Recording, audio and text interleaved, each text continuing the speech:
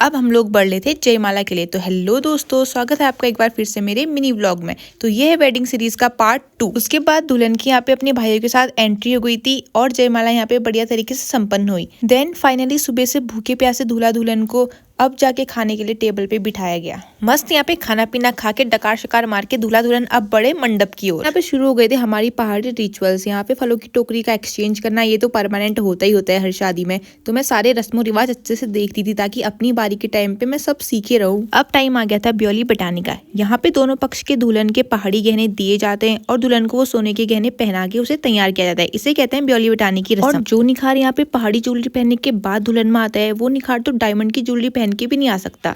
दुल्हन को पिछौड़ा उड़ाया, ज्वेलरी पहनाई। देन यहाँ पे शुरू हो गई थी कन्यादान की रस्म। बाकी सब ज्वेलरी तो कब्बू को पहना दी थी, बस अब बारी आती है इस मंगलसूत्र की, जो पहनाने का हक सिर्फ दूल्हे राजा को ही होता है। कुछ भी कह लो यार, बट मुझे तो हमारे पहाड़ी रीति रिवाज और हमारा पहाड़ी पहनावा ही सबसे अच्छा लगता है, क्योंकि पिछौड़ा पहनने के बाद दुल्हन के चेहरे पे एक अलग ही निखार, एक अलग ही ग्लो आ जाता है। अब यहाँ पे आंचल बच चुका था, मुकुट सज चुका था।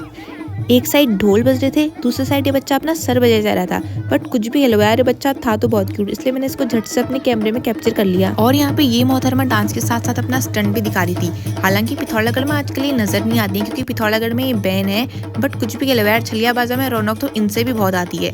जिस तरीके से यहाँ पे कमर लचका रही थी ना, बाय गॉड, इसने तो नूरा फतेही को टक्कर दे दी थी। हालांकि इसको हम एक तरीके से पहाड़ी नूरा भी कह सकते हैं, इसमें कोई हर्ज नहीं है।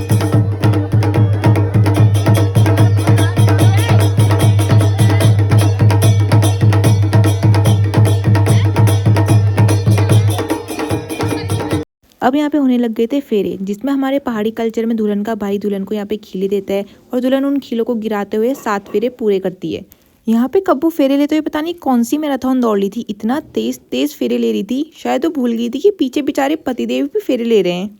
एक एक करके यहाँ पे 7 फेरे कंप्लीट होते हैं एंड पंडित जी दोनों को 7 फेरों का मतलब भी बताते हैं। और मैं शादी के सारे रस्म रिवाज बड़े ध्यान से देख रही थी, क्यों भाई, सीखना भी तो पड़ेगा ना। पार्ट 2 यहीं पे एंड करते हैं, मिलते हैं जल्दी इसके पार्ट 3 में। आफ्टर ऑल ये मिनी व्लॉग जो है, इसको मिनी रखना पड़ेगा। अगर आप लोगों को मेरी वीडियो पसंद आई so do like share and subscribe my YouTube channel. Bye bye दोस्तों।